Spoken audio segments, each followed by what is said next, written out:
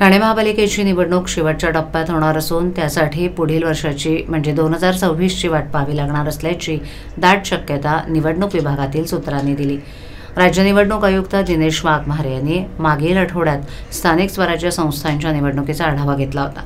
राज्यातील निवडणुका एकत्रित घेतल्यास मतदान यंत्र कमी पडण्याची शक्यता असल्याने निवडणुका या 3 किंवा 4 टप्प्यात होण्याची शक्यता आहे। पहिल्या टप्प्यात पंचायत समिती आणि नगरपंचायत यांच्या निवडणुका घेण्यात येणार असून दुसऱ्या टप्प्यात नगरपरिषद आणि नगरपालिका यांच्या निवडणुका होऊन मुंबई महापालिकेची निवडणूक झाल्यानंतर ठाणे महापालिकेसह राज्यातील इतर महापालिकेच्या निवडणुका घेण्यात येणार असून या सर्व प्रक्रिया पूर्ण करणारा पुढील वर्ष म्हणजे 2026चा फेब्रुवारी-मार्च उजळण्याची शक्यता निवडणूक विभागातील अधिकाऱ्यांनी दिली।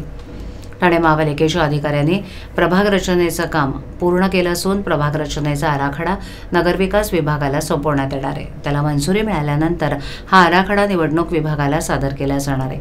निवडणूक आयोग 1 जुलै 2025 विधानसभा मतदार यादीनुसार मतदार याद्या तयार करणार आहेत, तसंच आरक्षण सोडत देखील काढली जाणार आहे। त्यानंतर निवडणूक कार्यक्रम जाहीर केला जाणार असल्याचं अधिकाऱ्यांनी सांगितलं। त्यामुळे ठाणे महापालिकेची निवडणूक ही पुढील वर्षी म्हणजे 2026च्या फेब्रुवारी-मार्च दरम्यान होण्याची शक्यता आहे।